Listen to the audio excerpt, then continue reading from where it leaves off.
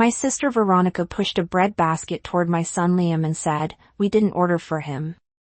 Her voice was calm, like humiliation was just part of the menu. My dad chuckled. "You should have packed him something." Their kids were eating $100 steaks while mine stared at cold bread. I smiled, said one word, "Noted," and every head at that table turned. They thought that was the end of it. It wasn't. Because what happened after that dinner didn't just change our family, it exposed what we'd all been pretending not to see. Before I tell you how it all unfolded, tell me, where are you listening from? So, I know I'm not the only one who's had to draw a line with family. When people ask what my family is like, I usually say we're complicated. It's easier than explaining the hierarchy I grew up under, where my parents treated my sister Veronica like glass and me like concrete. I was the stable one, the problem solver, the one they didn't have to worry about. Veronica was the fragile one, the constant work in progress everyone needed to protect. When we were kids, I'd hear my mom say, "Clara's strong. She doesn't need much love."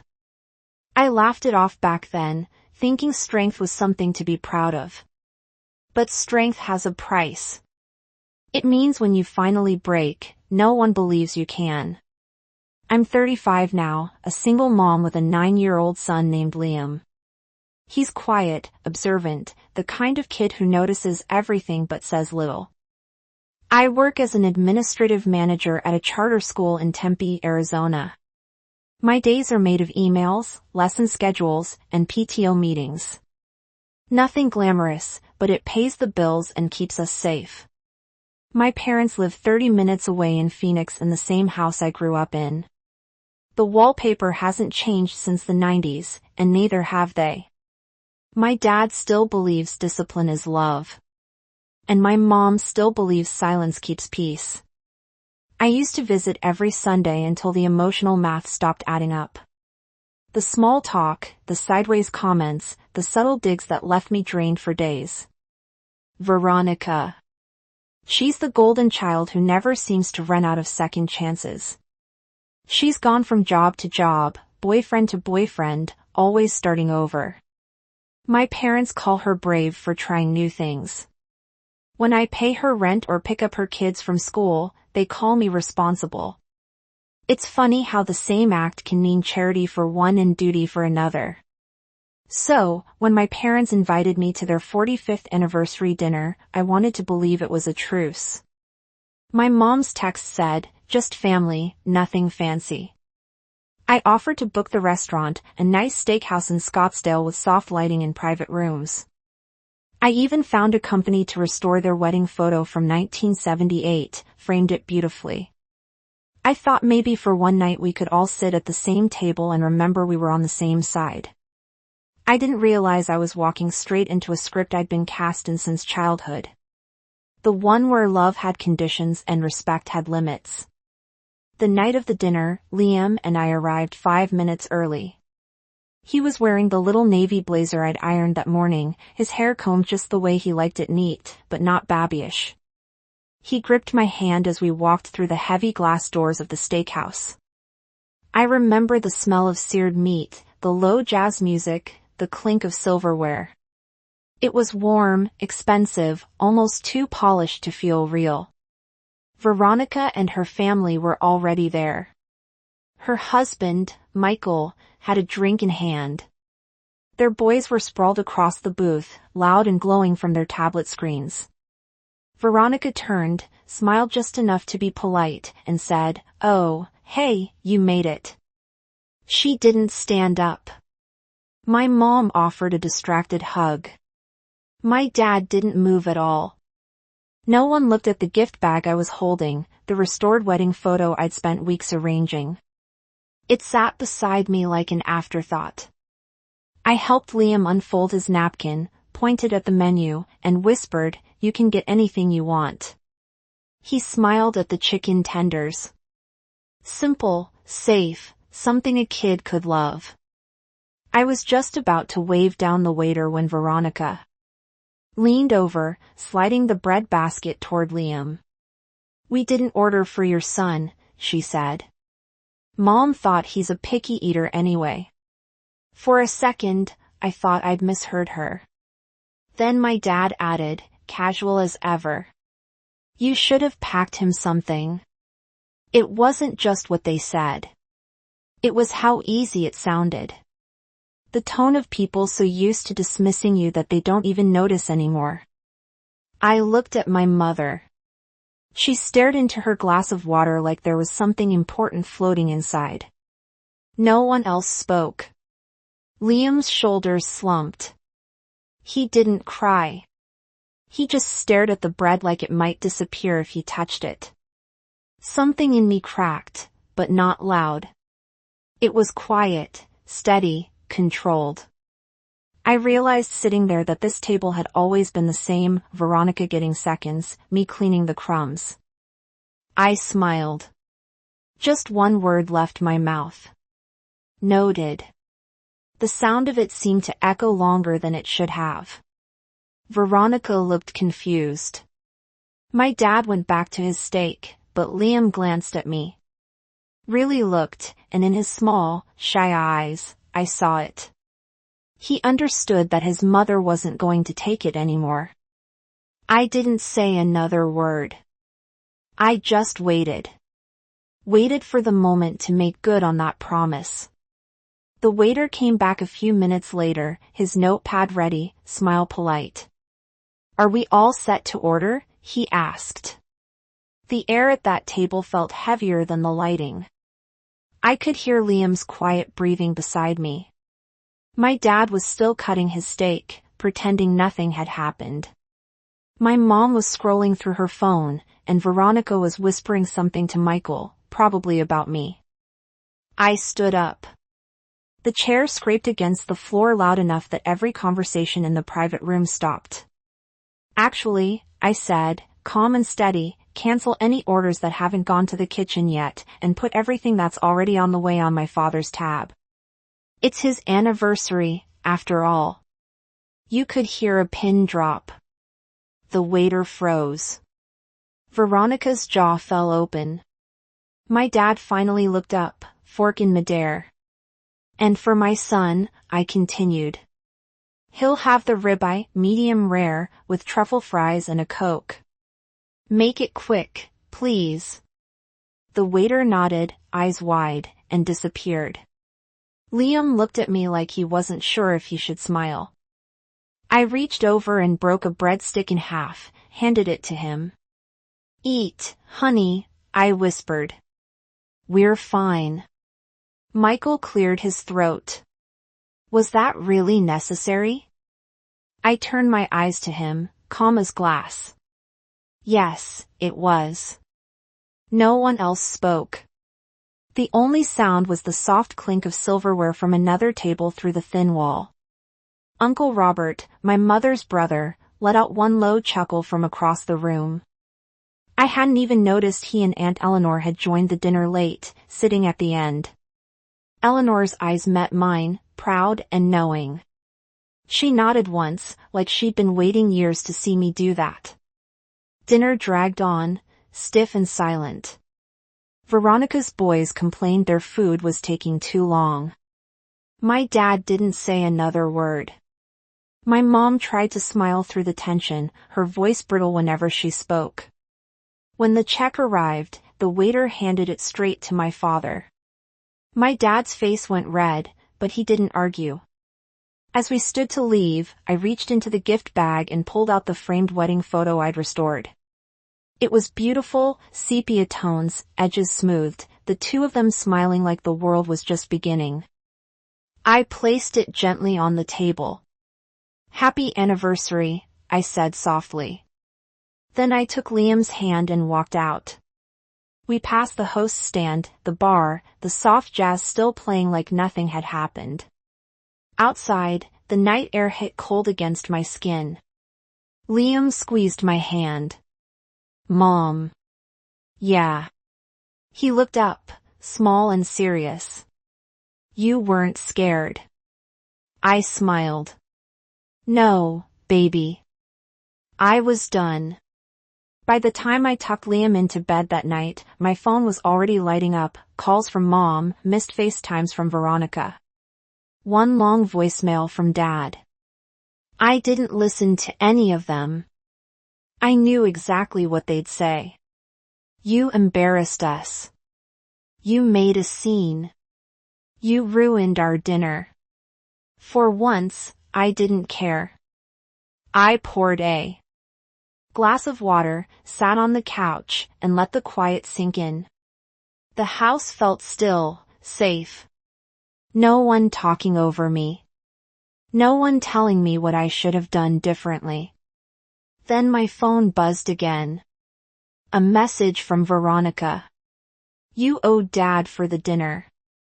$1,200. Pay your share. I stared at it for a long minute, then typed back one word, noted. I didn't hit send. I didn't need to. The next morning, there was a knock on my door. I opened it to see my parents and Veronica standing on the porch. They didn't call first. They never did. Dad was holding an envelope. Mom's lips were pressed so tight they were almost white. Veronica had her arms crossed, her sunglasses still on, though it was cloudy. Can we come in? Mom asked, already stepping forward. I didn't answer. I just moved aside. Liam was sitting on the couch, pretending to play his Switch. He looked up, caught my eyes, then looked back down. He didn't need to see this, but he'd lived through enough of it already to know how it went. Dad placed the envelope on the kitchen counter with a soft thud. That's the bill from last night. You agreed to pay half. You didn't. I leaned against the counter. Calm. Actually, I didn't agree to that. I offered to host, and you turned it into a public shaming. That was your tab. You embarrassed the entire family, Mom said, her voice shaking. In public, Clara, people were watching. Veronica cut in, sharper. You're delusional. Everyone's talking about it. You looked crazy. I laughed quietly. Crazy. You called my son invisible. Maybe that's what crazy looks like to people who can't handle a mirror. Veronica's mouth opened, but Uncle Robert's truck pulled up before she could speak. I'd called him 15 minutes earlier, said, they're here. He'd simply replied, we're on our way. When he and Aunt Eleanor walked in, the room shifted. My mom's face dropped. Dad's eyes narrowed. Robert nodded at me. You good? Perfect, I said. Eleanor went straight to the counter, looked at the envelope, then back at my parents. You really came here to collect money from your daughter after what happened? This isn't your business, Mom said quickly. Robert crossed his arms. It is when you keep pretending one child's worth more than the other. Veronica scoffed. Oh, please. Here we go again, poor perfect Clara. I turned to her, my voice level. You know, I've covered your rent for almost a year, paid your electric bill, bought your kids Christmas presents. You never said thank you. You just said you'd pay me back soon. Robert slid a stack of papers across the table, photocopies of payments and transfers. I hadn't told him I was saving them, but Eleanor had suggested I document everything months ago. Veronica went pale. You kept records. I keep receipts, I said. For people who forget how much they take. Mom's hand shot up, trembling. Enough. This is private family business. Eleanor cut in, her tone calm but firm. Then start acting like a family. No one spoke. Even Liam looked up from the couch. I reached for the envelope on the counter, opened it. Inside was the restaurant invoice. $1,200. Neat handwriting at the bottom. Pay your share, Clara. I pulled $600 in cash from my wallet. Placed it on top. Here's half. Not out of guilt, out of pettiness. I sleep better knowing you didn't get the whole thing. Dad's face flushed red. You're being disrespectful. No, I said, I'm being done. I slid the remaining papers from the folder toward them. Proof of every payment I'd ever made to Veronica, screenshots of messages, even a note from the school counselor confirming Liam was doing fine after their so-called concern report. Mom's face drained of color. Dad clenched his jaw. Veronica was trembling. You're pathetic, she said, voice cracking, dragging everyone down because you can't stand not being the favorite. I stepped closer. You were always the favorite, Veronica. You just mistook it for love. The room went quiet. Robert nodded once. That's it. We're done here. I walked to the door, opened it, and waited. It took them a few seconds, but eventually they filed out. My dad first, muttering something under his breath. My mom next, eyes wet. Veronica last, glaring. When the door closed, I locked it and leaned my forehead against the wood. For a moment, I just stood there breathing. Then my phone buzzed again. A voicemail from an unknown number. I hit play. This is the Department of Child Services. We received an anonymous report about your son, Liam. We'd like to schedule a home visit. I froze. By the time the knock came 2 hours later, I'd already cleaned every surface of the house, double-checked the fridge, straightened Liam's room. The two women at the door were professional, calm. They asked questions. They looked around. They smiled at Liam's art taped to the fridge.